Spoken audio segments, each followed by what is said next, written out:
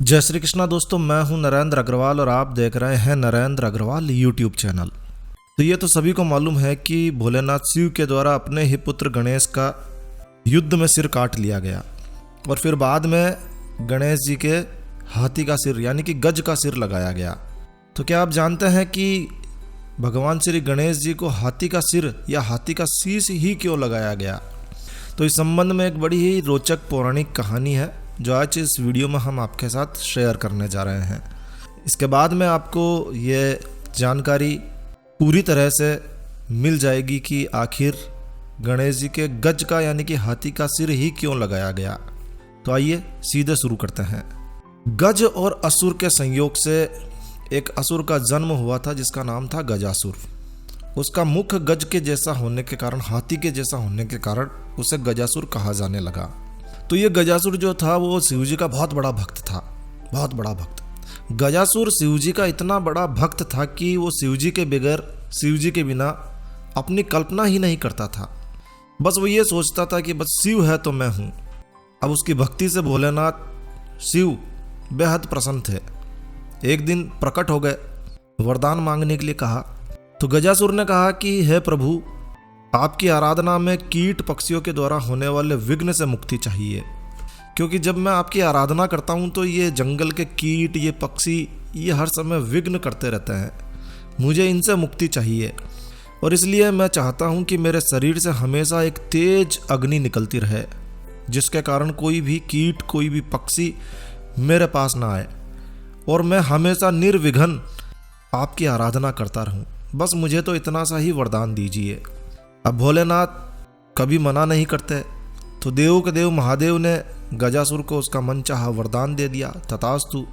गजासुर फिर से शिवजी की आराधना में, साधना में लीन हो गया। हजारों वर्षों तक कठोर तपस्या की। अब उसकी कठोर तपस्या से भोलेनाथ शिव फिर प्रसन्न हुए, फिर प्रकट हुए। भोलेनाथ शिव ने कहा, मैं तुम्हारे तप से प्रसन्न हूँ, तुम्हारी तपस्या से बेहद प्रसन्न हूँ। मैंने तुम्हें मनचाहा वरदान दिया मगर मैं फिर से प्रसन्न हूँ। बोलो अब तुम क्या मांगते हो? अब गजासुर कुछ और इच्छा लेकर तो तब कर नहीं रहा था, वो तो बस भोलेनाथ शिव की आराधना कर रहा था। उसे उसके अलावा दूसरा कोई काम अच्छा ही नहीं लगता था। तो गजासुर सोचने लगा कि अब क्या वरदान मांगे। तो प्रभु ने कहा वरदान मांगो। तो वो सोचने लगा। तो गजासुर ने कहा कि देखो भगवान, मैंने तो कोई इच्छा रखी नहीं है, किसी इच्छा से तो मैंने तपस्या की नहीं है, इसलिए कोई इच्छा तो है नहीं वरदान मांगने की। लेकिन फिर भी आप यदि कुछ देना चाहते हैं तो आप कैलाश छोड़कर मेरे उदर में यानी कि मेरे पेट में ही निवास करें, ऐसी मेरी इच्छा है। अब भोले भंडारी गजासुर के पेट में समा गए कि चलो भाई तथास्तु, भोलेनाथ है, भोले है, तथास्तु कर दिया और गजासुर के पेट में जाकर निवास करने लग गए। अब जब गजासुर के पेट में भोलेनाथ शिव बैठ गए तो कैलाश पर से गायब। माता पार्वती कई दिनों तक देखा कि भोलेनाथ आए नहीं, तो माता पार्वती ने उन्हें खोजना शुरू किया, ढूंढना शुरू कर दिया, भाई कहाँ है। लेकिन वो कहीं मिले ही नहीं, और मिलते भी कैसे, वो तो गजासुर के। तो उन्होंने, माता पार्वती जी ने भगवान विष्णु का स्मरण किया। भगवान विष्णु जी प्रकट हुए। माता पार्वती ने कहा कि भोलेनाथ शिव ना जाने कहाँ चले गए, अब आप ही पता लगाओ। तब श्री हरि विष्णु जी ने कहा कि भोलेनाथ भंडारी से कोई कुछ भी मांग लेता है वो दे देते हैं, और ऐसा ही इस बार हो गया है। उन्होंने गजासुर को उसके उदर में निवास करने का वरदान दे दिया और अब वो गजासुर के। तो श्री हरि ने एक लीला की। उन्होंने नंदी बैल को डांस करने की यानी कि नृत्य की ट्रेनिंग दी, नृत्य का प्रशिक्षण दिया और फिर उसे खूब सजाया, खूब सजा सजू के और गजासुर के सामने ले जाकर कहा कि नाचो। अब नंदी गजासुर के सामने जाकर नाचने लगा। श्री हरि भगवान विष्णु स्वयं एक ग्वाले के रूप में वहां आए और बांसुरी बजाने लगे। बांसुरी की धुन पर नंदी ऐसा सुंदर नृत्य करने लगा कि गजासुर उस नृत्य को देखकर प्रसन्न हो गया। उसने ग्वाला वेशधारी श्री हरि से कहा, भाई गजब का डांस करवाया तुमने, गजब का, मैं बहुत प्रसन्न हूँ।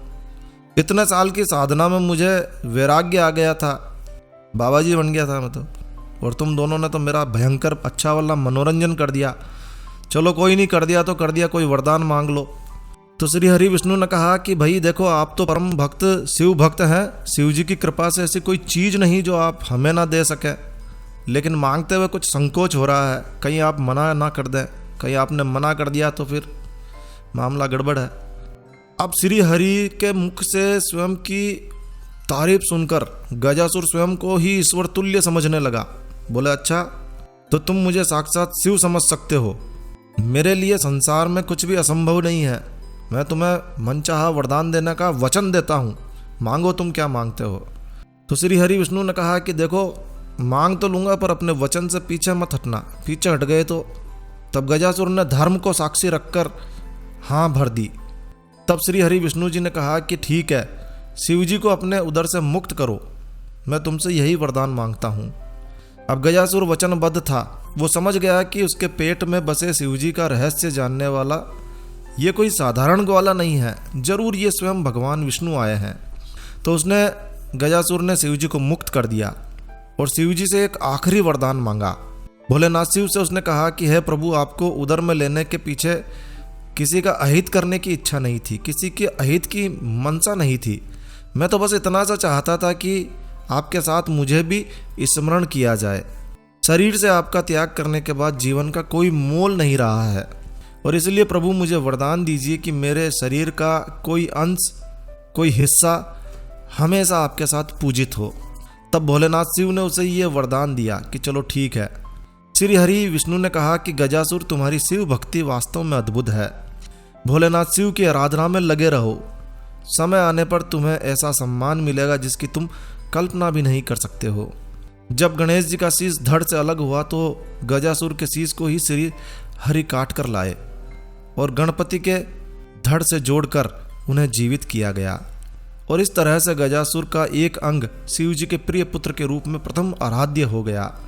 तो ये थी वो पौराणिक कहानी, वो पौराणिक कथा जो बताती है कि भोलेनाथ शिव के पुत्र, प्रिय पुत्र गणेश जी को हाथी का शीश क्यों लगाया गया।